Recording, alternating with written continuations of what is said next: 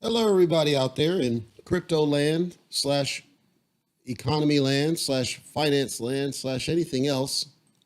We're back and we're on 3 different platforms streaming. And the reason I'm on 3 different platforms streaming is simply so that I have redundancy and accessibility to people who might be curious on things that are happening and what's going on. Plus, we are expanding our presence on the Discord channel. So the Discord channel is broadcasting. I can confirm that. Certainly in Discord, of course, I was very impressed with what it was doing. So I figured I would add it as our third source for live streams. Twitch, of course, is off to the side. And then YouTube is pretty much our redundancy point. So I am going to do my backup piece here. So we are now live and recording on multiple fronts, just to catch all factors. Let's get into this. I had a couple of topics. I don't think it'll take too long, but if anybody has any questions, do let me know. I am actively watching where I can, but of course there's multiple places to be watching for. Real quick though, I'm going to switch this over here momentarily. So there's a couple of things I noticed in what's going on in cryptocurrency, but also the larger economy. And it occurred to me that there might not be a clear picture of what's exactly happening, to the point that it might benefit to talk about this a little bit deeper, a little bit more in depth, because I think there's more happening than what's obvious. So what do I mean? What I mean is what I did is I pulled up CoinDesk, coindesk.com, pretty cool tool, because I wanted to watch the Bitcoin and get a high level on what's going on with Bitcoin. All roads begin and end with Bitcoin. You heard me say that on a previous update episode. And Bitcoin's been having problems. It can't seem to get over the 30K mark.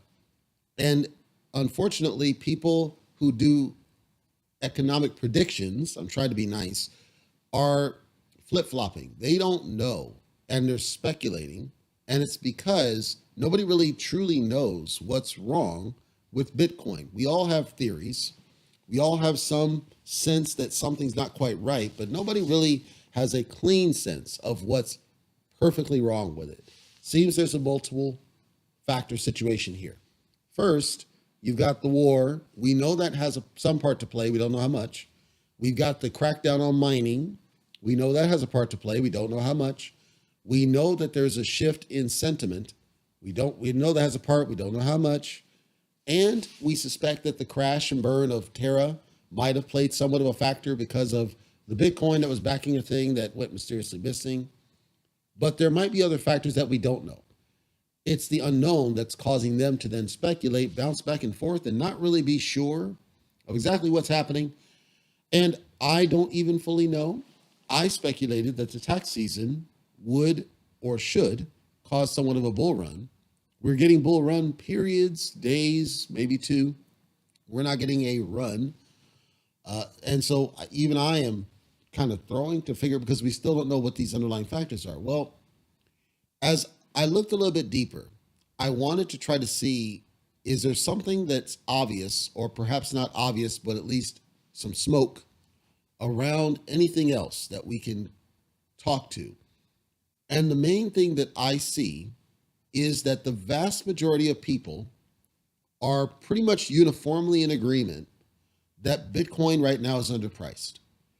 I would argue that the majority of people think that Bitcoin is right now a big discount. And welcome to Christoph Krameyer. Says that he's new to the crypto world, building up a solid foundation, a lot of scenarios. And we're happy if we've been helpful to people and informational. We do the best we can, but we're an investor just like you, so we're not always right. We sometimes might get it wrong. We only go off what we can see, because that's all we can do, but we appreciate the statement and you following us on the channel. And hopefully this episode helps at least a little bit in some of the analysis pieces, even though it's not overly technical, which spins me to my next point in why I started shifting gears, which was Recently, Crypto Talk Radio, found at cryptotalkradio.net, became certified as a certified cryptocurrency auditor. And my goal was to tie my coverage that I already do into the audit process. So I'm not doing a formal audit under any means. It's really more an informal type of audit where we would do a high level pass review of any projects that we see or any high level sentiment type things that are out there and provide our thoughts and feedback and recommendations to realign in the lens of acting like a business, right? As are you business ready? Are you future state ready? Are you ready and insulated from what might come down? A lot of cryptos today are simply spinning up projects and they're reacting to whatever somebody else is doing, and then they just copy that. We saw this first with the reflections. When reflections first became a thing, and that was largely Safe Moon, but there were others, everybody else jumped on the bandwagon. Reflections, reflections, reflections. When the unrealistic supply of tokens became a thing, everybody jumped on it, and we started seeing trillions and quadrillions and quintillions and sextillions of tokens where none of them succeed because it's not realistic. Then we started seeing, and SHIB was part to blame for that. Then we started seeing rewards, passive rewards, staking rewards. Everybody started doing this. Then we started seeing farming as a service. So they go out to different networks and they would farm different tokens on your behalf and return you the rewards. Then we started seeing mining. Like there's all these gimmicks that show up, and then tokens, new tokens, seem to just copy what's there and then tweak to try to be better. And the vast majority of them don't last and don't succeed. And for those that are new or have never listened to our podcast at cryptotalkradio.net, we have been covering cryptocurrency in this form since October. And even the things that we were saying back in October largely persisted. They were still true months after the fact because it's based on certain obvious gaps in the way they're doing things. And we saw that there's something here. Let's keep on doing the coverage. And it helped us in our investment strategy to realign and rethink and get better and just try to streamline what we were doing. Well, with this business in Bitcoin, the sentiment that pretty much everybody agrees that Bitcoin is underpriced. Everybody thinks it's underpriced, yet nobody truly knows why. I speculated on one of my older videos that somewhere at a higher level than our pay grades, there are big players who are keeping crypto down. I argue, and this is my opinion, that the president is one of those players when he goes up on the air and he'll say something and then immediately Bitcoin tanks, or Janet Yellen would go up and immediately Bitcoin tanks, or whoever says something and then they flip-flop. They'll say, you know, we need to embrace this thing here deep, deep, deep. And then all of a sudden there's a little bit of a jump. And then usually the president will say, well, there's a lot of scams. You know, we probably need an executive order, and then talk about executive order, and then it tanks again. I believe this is strategic, in my opinion. I don't think it's accidental. I think they know what they're doing. I think it's strategic. And the reason I think it's strategic is because I believe that the government at large is trying to get more money from American citizens to try to respond to the inflation that the current administration caused. This is my opinion I'm stating here. And the reason I'm so fervently strong on that is because if we look at the IRS recent announcement, they recently announced that everything, when you take electronic payment through PayPal, Venmo, Zelle, whatnot, for something you sold, so it could be a eBay something, a Craigslist something, whatever, and it's over a threshold of $600, which is pretty low, those services are going to file a form to the IRS that says, you know, that John over there, he just made a good $700 over there, and the IRS is going to tax you. What people didn't know is that you were always required to report those.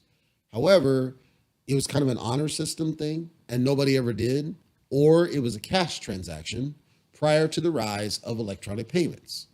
So as we look now in an increased world of electronic payments and digital payments and cryptocurrencies, what I was saying in one of my very first videos I think I ever did is the more that we move to electronic and digital and crypto and all these forms that are now traceable at some level and public by their definition, it gives the IRS ammunition now to say, great, now we can tell where this money is. The blockchain is largely anonymous in that you can't associate a person necessarily to a wallet. True. But if you want to get any fiat out of that business, you are going to an exchange, a centralized exchange. The centralized exchanges are required to report all of this traffic as well. So what they did is they attacked the perimeter, to use a term. They went after the sources of ins and outs of fiat because they know in what we meaning the industry have forced on cryptocurrency, you largely are held hostage by the dependence on fiat. As I said, you can't go to that corner drugstore that has bars on the windows and buy something with your cryptocurrency directly. That guy's going to look at you like you're nuts. He wants cash because it's not mainstream. It seems mainstream because the media tries to present it as such. It's not yet. It might be at some point in the future. We're far from that. Crypto's still early, even though it's shortly over 10 years old. That's early. Remember, fiat took hundreds of years to get to any usable stance. And then debit cards, I argue, is about 20, 30 years. So we're nowhere close in mainstream cryptocurrency adoption. But cryptocurrency, predominantly Bitcoin, is, I would argue, tied so close to fiat in its use and these upper players that any disruption on the fiat side is now affecting the cryptocurrency side when it's not supposed to.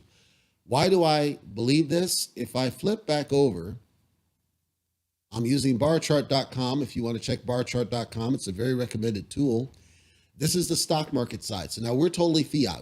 This has nothing to do with crypto directly. I'm showing a correlation here. What happened recently is Amazon stock had skyrocketed, right? It was like $3,000 a share during the pandemic because the governments, plural, because it was state and federal and then provincial, they forced businesses to close because of social distancing mandates. When they did this, the only way these businesses could sustain is to do delivery services. Many of them didn't have delivery frameworks. So then they had to go to the Grubhubs of the world and the Uber Eats of the world, whose stock skyrocketed. But more importantly, Amazon stock skyrocketed because they were, in many cases, the only way to get certain products quickly and efficiently. And they were the only ones who were paired with the Postal Service, hint, hint, wink, wink, to provide delivery service on the last mile. What did I just say? The governments put a mandate in place that caused businesses to lean on delivery services to make profits and make sales and etc. These businesses lean on Amazon largely because Amazon's there for their distribution framework and their logistics. As a result, Amazon stock skyrockets and multiple people are made wealthy. Guaranteed it's not you and I who made the most amount of money. It's large players up here at the top. Amazon recently did a stock split. The Amazon stock split was a 20-to-1 split, and then it tanked immediately. What does that likely tell us? It tells us that the Amazon stock pumps, it was no different than a pump and dump in what it was doing. It meant that while Amazon is a valuable company, it could not sustain that value once we're out of the pandemic. We're not out of it, but you know what I'm saying, where it's no longer the number one dependent. If we didn't have the government get involved with the social distancing, pushing business transactions over to Amazon, we wouldn't have seen those significant pumps. Thus, when they did the split, it's kind of like an exit liquidity. It allowed the rich people to kind of sell out before that happened and make a mint and go off somewhere.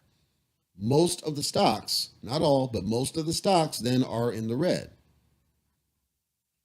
Generally speaking, we have to ask the question, well, if they're generally in the red right now, does that mean that they're crap? No. What it means is that different industries are being affected in different ways based on what's happening right now at the economy. However, there's another metric you should ideally pay attention to, and that's over the last year. What are we talking about? I'm going to go back to Bitcoin again. Over the last year, and this is just social sentiment, which is just one factor to look at. Over the last year, the sentiment for Bitcoin has decreased. Generally speaking, the number of people optimistic about it over the past year has declined. The vast majority of the decline didn't happen in June, May, April. It happened in January. Why January? In my opinion, January is when a lot of the businesses are working fiscals. They're working rebudgeting. They're working staff, figure out what the staff looks like for the next year, figure out what their supply chain is going to look like. They're taking the time to figure out what's going on in their world. When they look at the numbers and they see, you know what, we got a shortfall of $10 million over here, guess where they're going to go? They're not going to cut costs. They're going to say, you know, we bought some of that Bitcoin over there, and maybe we should dump some of that and make some quick money. All theory. I have no evidence. My point is, seeing there was a decline in price sentiment in January would support the idea that businesses, not individuals, but businesses, were steadily starting to dump Bitcoin in order to raise liquidity for their own operational business. Well, if my theory is correct, and I can't say it is, but if my theory is correct, what does that bode then for the future? It means that if it's correct, we would see potentially a bull run somewhere around Q3. I speculated it was June. We're almost halfway through June and we didn't see a bull run. So there's other factors and I could get it flat wrong. This uncertainty then causes people to think, well, then, geez, I've had actually people ask, well, if you can't cleanly predict a thing because it's just so wild-eyed, how do you know what your investment strategy really should be? To which I say, I only say, the best strategy I would recommend is to simply isolate to the core tokens. So Bitcoin, Ethereum, Cardano, AVAX, Polygon, Matic, core tokens. And the hard part is to not think about the price of it that you see today, but to rather think about the price target that you expect it to be. And that's hard because you can't trust it. You don't know. But as long as you only focus on your basis, which is how much money am I putting in this thing, it doesn't really matter. So if you knew that you have $1,000 you could spend, period. Right now, I got to throw away money, or as Virgil, WWE says, F money. I got $1,000 in F money. For me, I don't yet, I will, but I would toss it straight at Bitcoin. Primarily because we know Bitcoin should go up. We don't know when. And it becomes a long play. It just simply becomes that I have to forget it. In other words, it becomes more important during this season, this weirdness, to stop focusing necessarily on the price of a thing and more on the basis that you're putting into it. And you just simply adjust it based on what's the level of risk that you're willing to accept. In other words, if I knew this, let's say you got a bonus at your job and your bonus is $2,000. I know companies are cheap, but let's say you got a $2,000 bonus. Your bills are all paid, your car's paid off, your house notes, nothing. I know that's not, but you know what I'm saying. And you're so comfortable, you're sitting on it. You got savings of six figures. You don't have to worry about this bonus is nothing. Well, there's a couple of things you could do with that bonus. The government likely wants you to spend that money. They want you to spend it because it puts it back into the economy, which then collects taxes, which then helps the coffers. That's what they want you to do. They don't want you to save. The banks want you to save, but they don't really pay you that much for that benefit. They're just like giving you this piddly little 0.5% or whatever interest, which only benefits you if you're the super wealthy. So you think, well, this $2,000, I could toss it in the bank, but I'm gonna get $20 after a year or two. Is that really worth it? Maybe, I don't know. Do I put it towards, my kids' college? Maybe. Does that make sense? I don't know, because maybe their plans change. Maybe they don't go to college. Do I put it towards my kids' long-term savings? Like, let's say I want to set them for life in the future. Do I just simply put it in a bank? That helps stability. But as we saw with Washington Mutual and what was the other one? Wachovia, it didn't help those people because, unfortunately, if the banks make bad decisions with your money, it creates insolvency, which creates risk, which you're put in the same situation. Got me thinking, if I accept that the banks are largely just as risky for the most part as my own investment strategy, then I might as well create my own way of moving forward and measure my own risk. Meaning, I can toss in bank, recognizing that the banks are largely scummy, all of them, if we're honest. Look at what happened with Wells Fargo and that John Stumpf idiot who went right in front of Congress and lied to him and then took a windfall. Look at what happened with Chase and Chase shutting down accounts and all this garbage.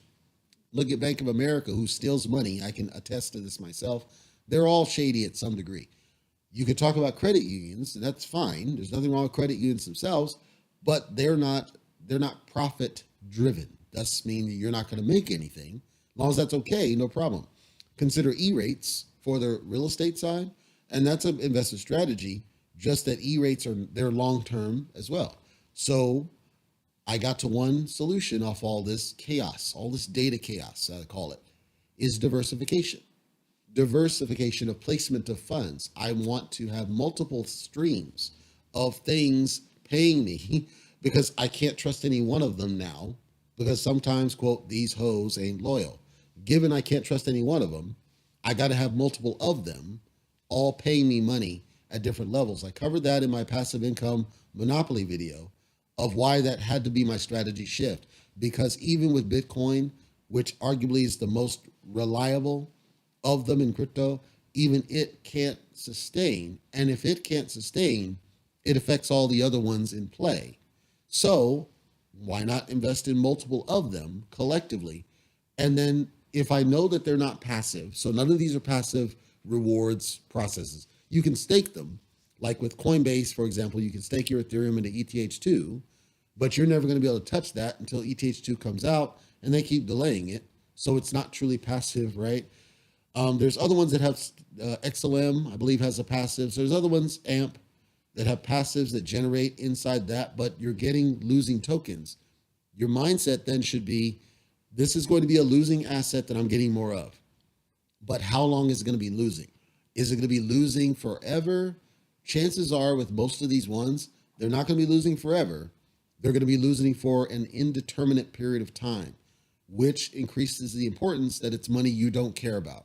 It's got to be money you can literally set and forget and not care about. Treat almost all of these, treat them like it's a CD or a bond. I pay it one time and it's somewhere and I don't know what the heck's going on with it. And I can truly ignore it and not stare at a graph about it because at some point it'll generate a return or it won't. That's kind of the mind shift. And the reason my title says the economy might be misleading you is that the economy presents that crypto has now crashed and crypto is no longer. My point is, it's not just cryptocurrency, it's the economy in total because stocks have the same disruption happening. The only reason that they're not calling out stocks is because stocks have been around longer. Most of the stocks that are hurting right now are based in industries that we know will recover. So my list right here is all about oil, gas, and energy. Guess what? What are we dealing with right now? We're dealing with sky-high gas prices. Across the board, we're dealing with the Keystone Pipeline shutdown. We're dealing with the war over Russia and Ukraine. So we expect disruption, yes, but these are largely the stocks that are guaranteed to recover. We always will need them. Fossil fuels will always be a thing no matter what the media says of the fanciness of going all wind and all water, hydroelectric. It's a pipe dream. We always will need fossil to some degree. We can decrease reliance on them, and that's perfectly fine. These are always going to be a need for multiple reasons that I'm not going to bore here. Summary, our economy in whole, in total, everything is hurting right now. Every single thing is down. But these companies at the top who run the game, they're making bank, and they will continue to make bank off of the backs of everybody on the crypto side and the stock side because they've been allowed to get involved in what used to be kind of this silent sorority in cryptocurrency that the big businesses kind of avoided as scummy and illegal and dark web type stuff that now has become closer to mainstream than it used to be, but they're using it as this asset that can be dumped at will. Consider if you got somebody who has millions of debt, they wouldn't hesitate to sell off their stacks of Bitcoin to pay off that debt. That should benefit everybody else by way of the price dropping because it gives you a lower barrier of entry. But the media has conditioned people to think that the price declines are bad, when the truth is the price declines are opportunity for certain investors that they never had before. Remember, Bitcoin at one point, people were giving 1,700 of it away on pizzas, not understanding what its potential could be because they didn't have anything that would justify doing it. It didn't have any utility, didn't have any application. Now that we're at a point where it has utility and it has application, its price is still not at the regular 80% level, but it's certainly at a better position than it was when it peaked at 68,000, if I recall, 68,990.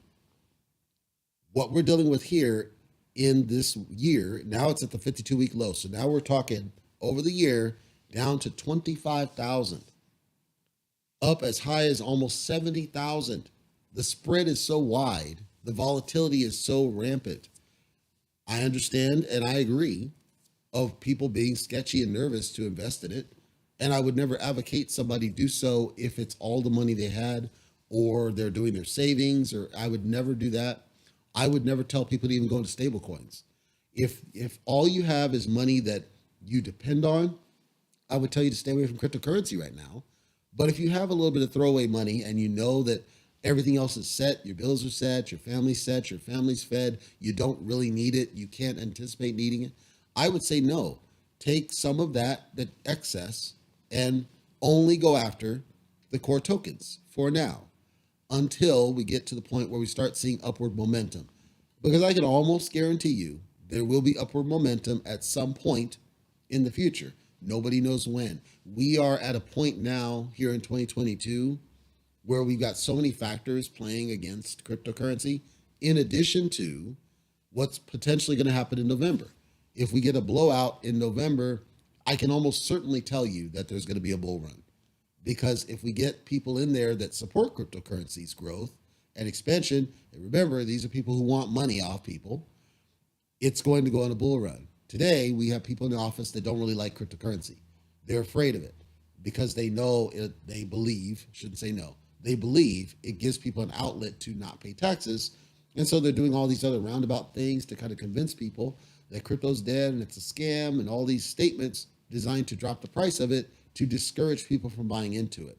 I am tinfoiling it, and I'm not telling you what to specifically do. I'm recommending that if you are going to go into crypto or stay in cryptocurrency for the current period and the long term, my recommendation during a bear period is to focus on the core tokens, meaning I would recommend avoiding anything that's a meme token.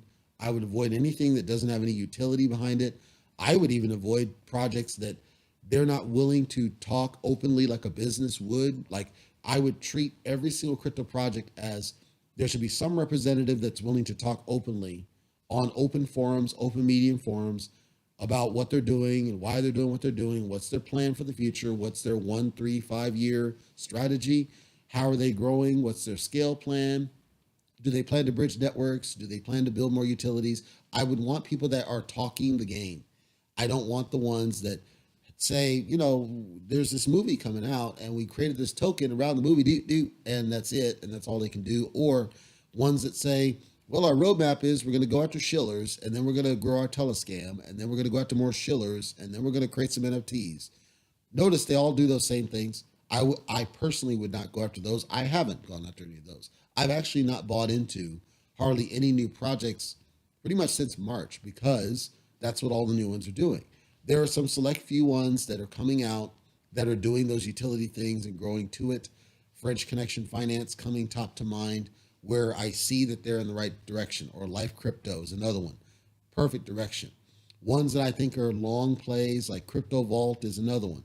There are these select ones that look like they've got strong potential, but they're struggling because they never created a strategy for the bear market.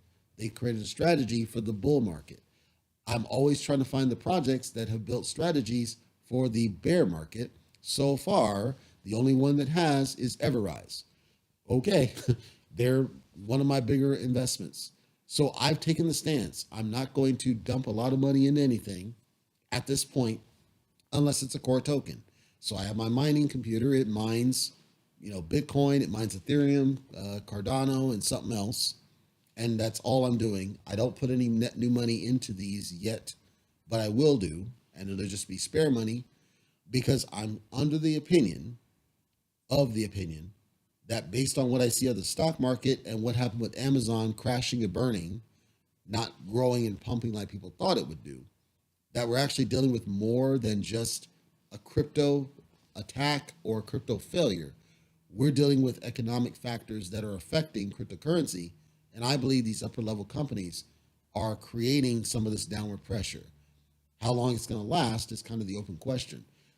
Until we get to a point where cryptocurrency is able to decouple from the regular stock market, and that's hard, but until we get to that point, we're going to see more of this disruption.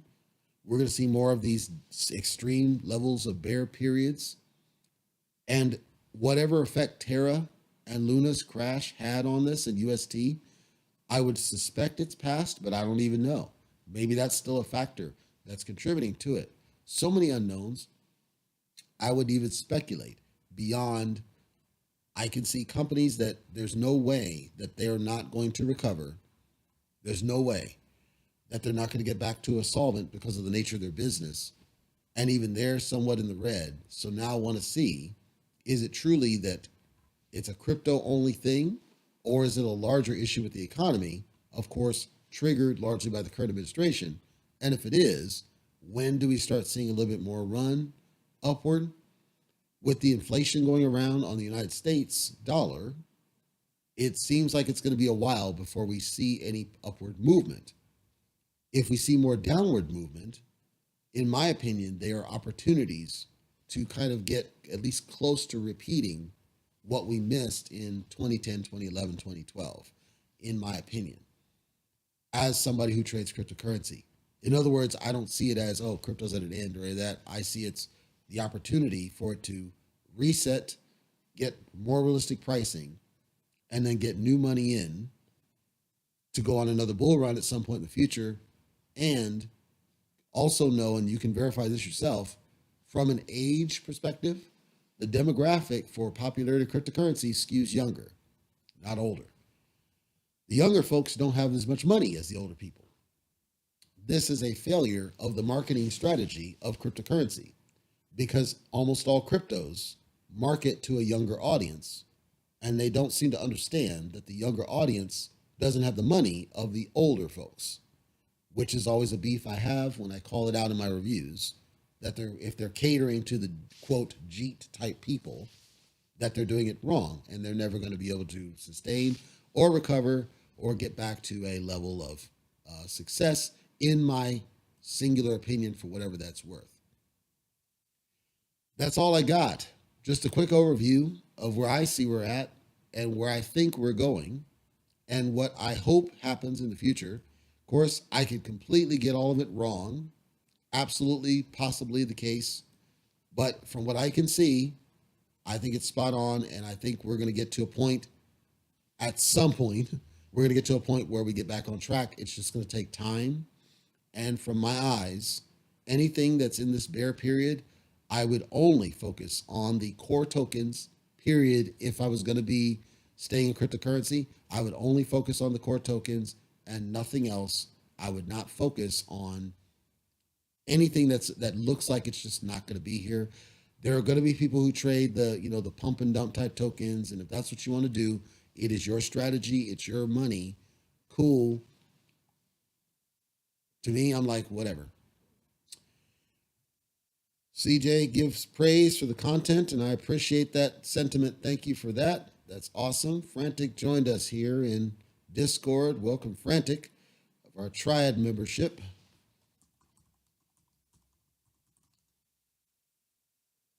Everything looked to work. The Discord actually worked very well, looks like. I see you, Frantic. I see you loud and clear.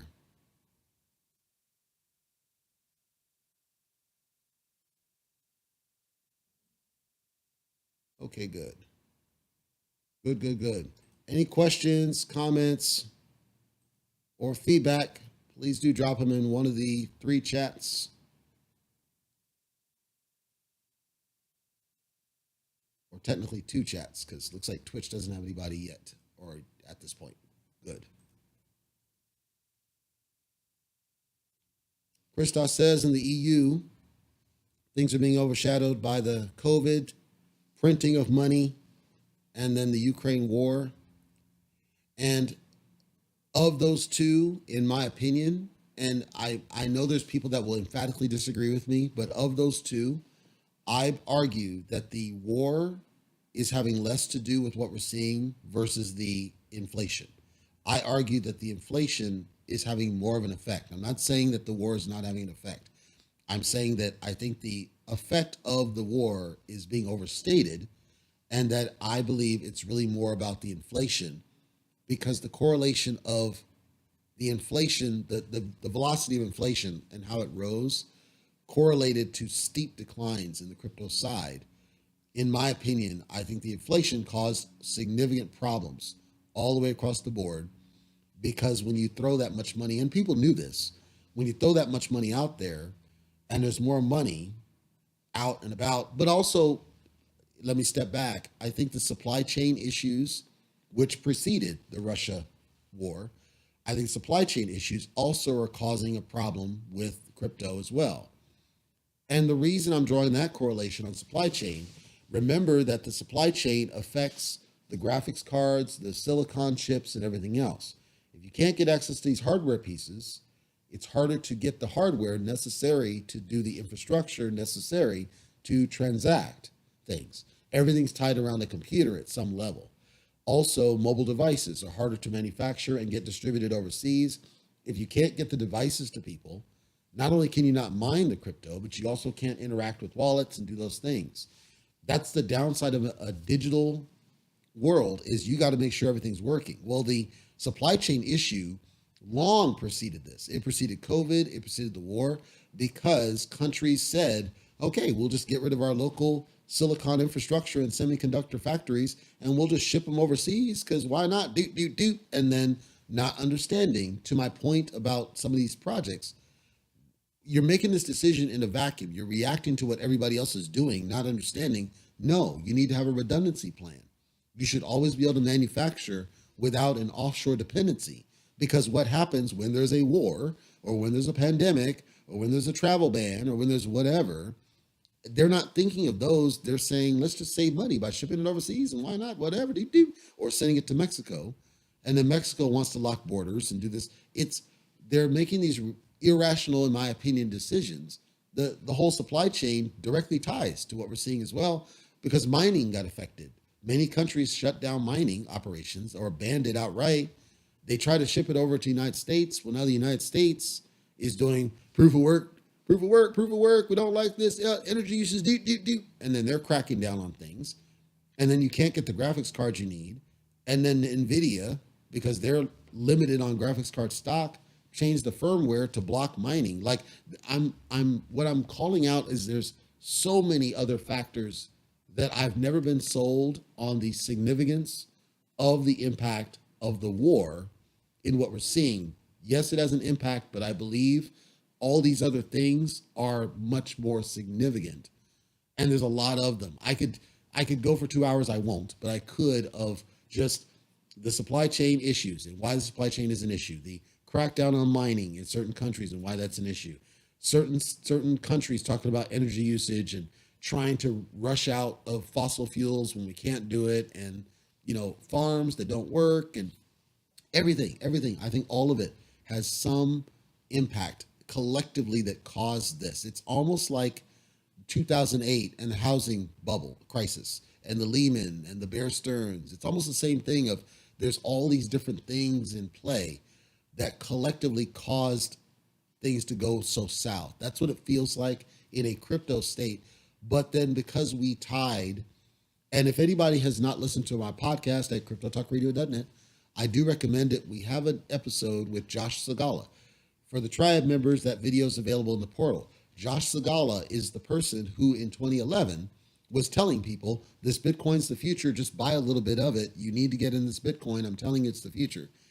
He had even talked about in our coverage when we talked to him that we did crypto wrong. What we were trying to do initially is have it as its own type of transactional swap, not to be tied to fiat. It was never designed to be tied to fiat, but it was forced into that world. When that happened, it became subject to the whims of inflation, the whims of political, the whims of big corp, the whims of everything else, instead of this independently traded something that would have been sustained.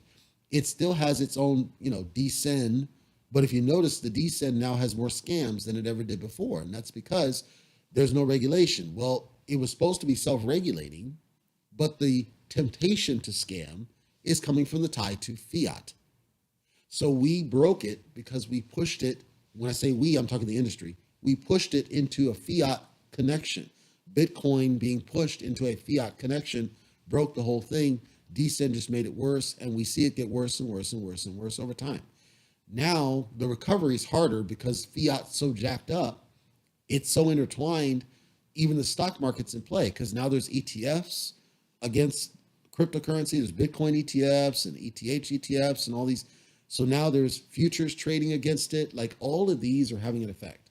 It's multiple. There's like hundreds of things that I believe are just causing this domino effect on cryptocurrency. And I'm just summarizing that I've never bought what the media presents that crypto's dead. It's not. It's being harmed because the fiat is jacked up. And the fiat's jacked up because the current policies of different governments is they just print money in response to a pandemic that was caused by another government that they refused, was the truth. And so everything's in reaction. Everything's a react, not well thought out, not well planned. And then you have other issues that we caused, the supply chain and like it's a powder, it was a powder keg waiting to pop, is my point, with multiple bad decisions and multiple overreactions and multiple extreme reactions to problems. The problems are legit. The reactions were not well thought out, is my summary thoughts on that.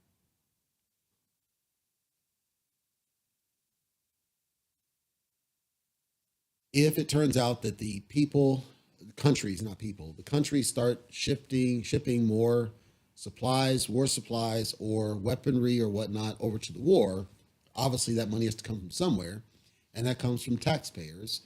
But it means they have to print more. And then, of course, some countries just straight out approve billions of dollars to go overseas. It's worse and worse and worse. It's a domino effect, which I believe is upper level down. I don't think it'll get better soon at all. All I'm saying in mine is, from what I see anyway, the best strategy for somebody in crypto is to stick with the core tokens, ignore the price of them. Don't let it set you off. Ignore the price of them. Or if you must, treat them as a steep discount. Because I think the core tokens are not going to go anywhere, ever. I think they're always going to be around. And I expect a period where they're going to go on a bull run. We just don't know when. And I think anybody stacking off these discounts is going to win in the long term at some point future. And then they'll be, my video will come up as, this guy told you to get in now. It was 20 something $1,000. And at some point it's $100,000 and people are sitting there trying to be the next Jake Paul.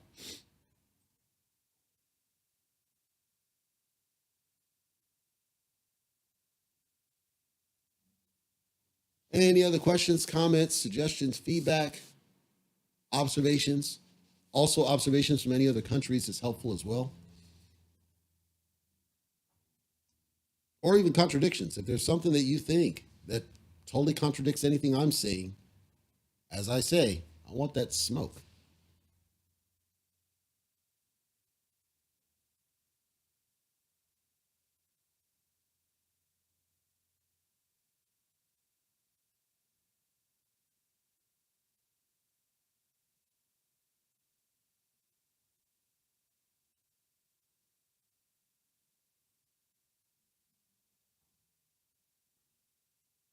Cool business.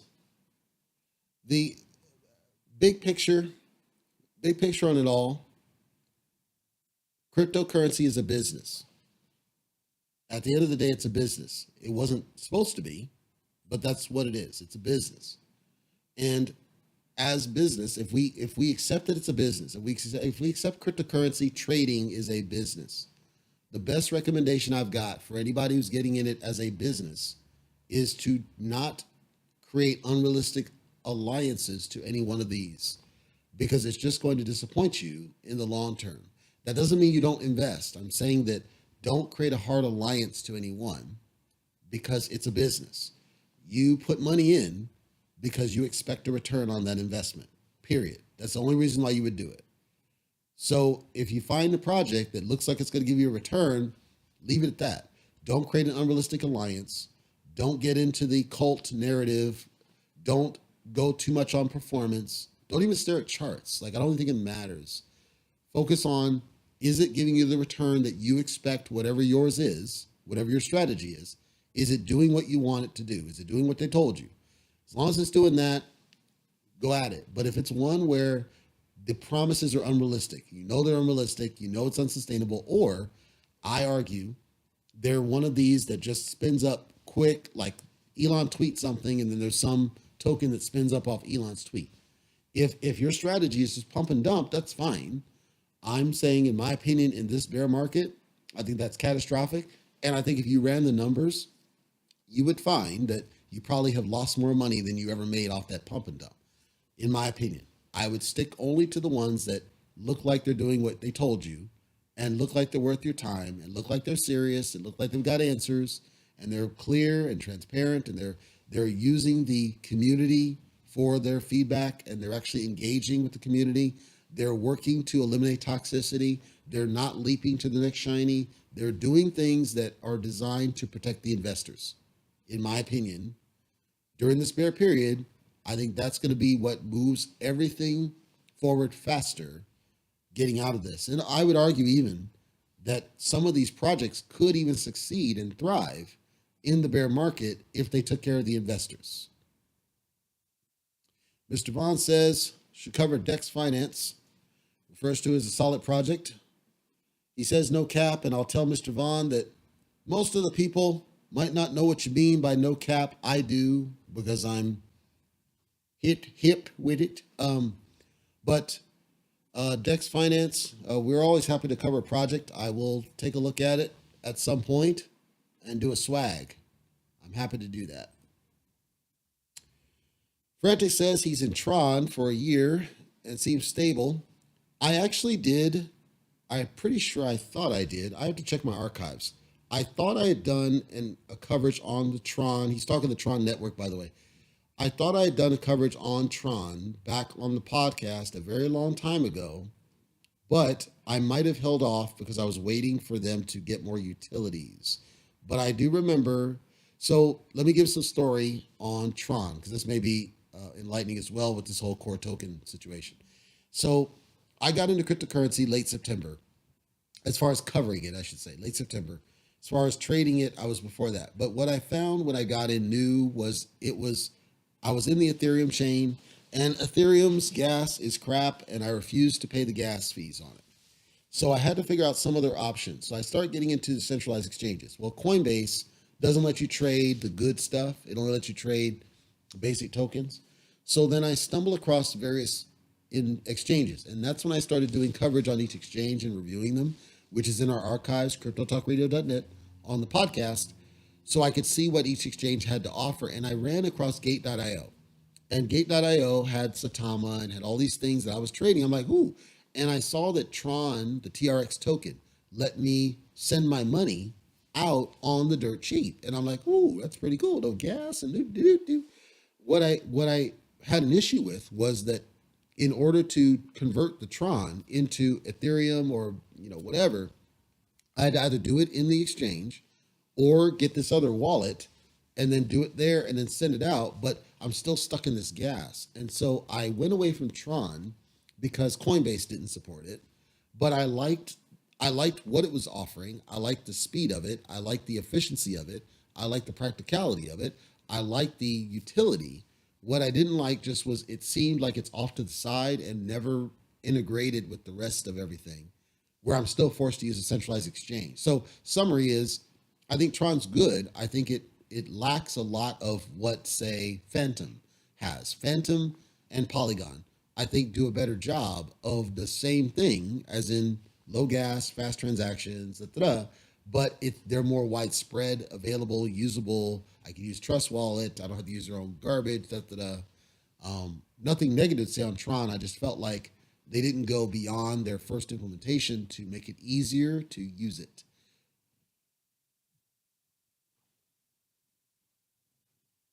And then Frantic refers to why the U.S. didn't adopt. And if you're referring to Tron, it's not necessarily that the U.S. didn't adopt it per se. The U.S. has always largely been around Ethereum.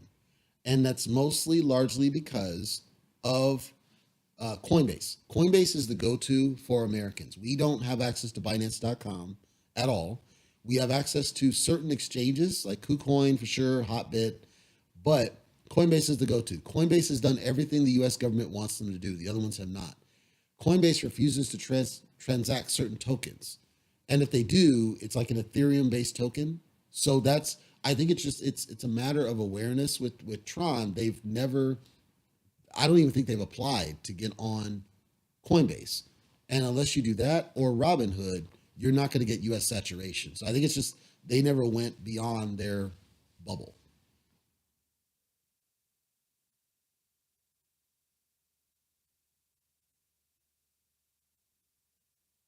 Yeah, that's my opinion because I don't see any other reason personally. If I look at Avalanche C Chain, for example, Avalanche C Chain's token is AVAX. I can buy the AVAX token straight off Coinbase, no Ethereum. Well, that means people are going to get into it, right? And that's why it got more popular because it's easy to get it. It goes to ease of getting it and transacting it and trading it and converting it. AVAX is easier by far than Tron. And so I think Tron has more work to do, but I think other projects have come up that have kind of taken the mantle and run with it. Polygon did the same thing. Phantom did the same thing. Metis is starting to do the same thing, like we had talked about in the triad. I think some of these other ones are they're just killing it and they're moving it forward. And Tron's kind of been set in stone in the international. It feels like many of these projects, if they get on Binance.com, they're like, okay, that's all we need, not understanding that the US can't touch Binance.com. We can touch Binance.us, they're garbage.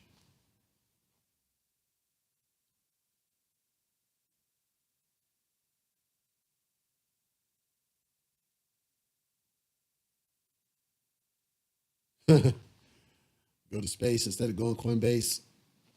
I Coinbase has issues.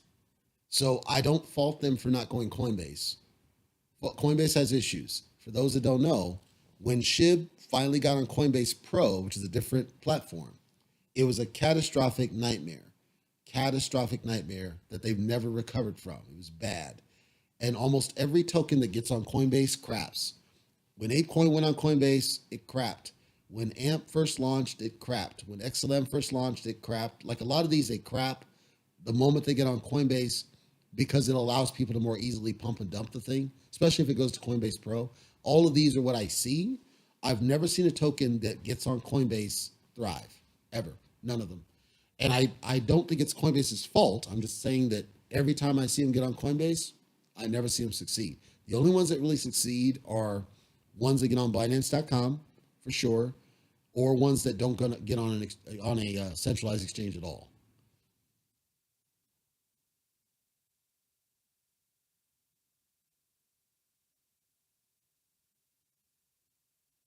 Thank you, Frantic. Thanks for joining today. Any other questions, notes, comments, feedback? For what it's worth, again, I think as long as you identify what your strategy is, whatever your strategy is going to be, because your strategy needs to be yours, and nobody else can tell you what to do with your money. As long as you have a good strategy and you're confident in your strategy, and it's as long as your family's taken care of and your situation is taken care of first, and your priorities are in check, right?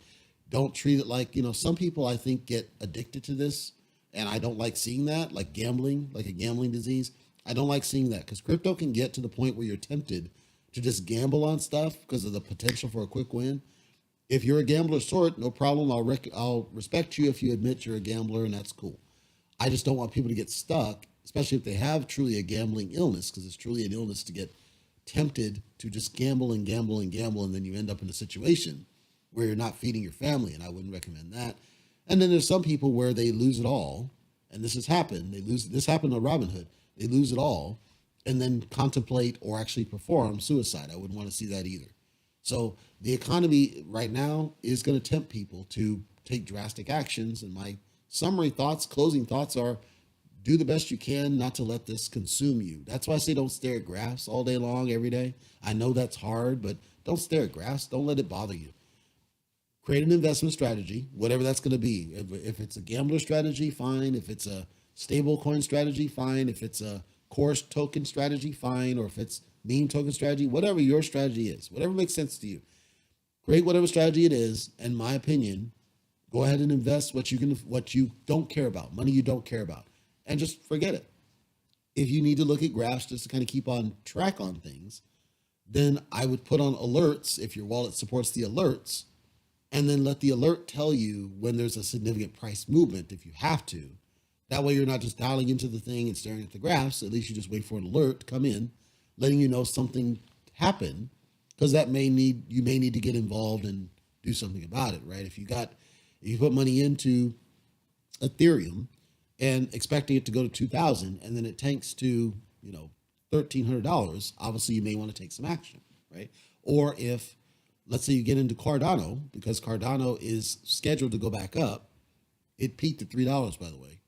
If it's scheduled to go back up and you put some in now because it's at an all-time low and it jumps to like $4, then you may choose to take profits out. Like, that's what I mean.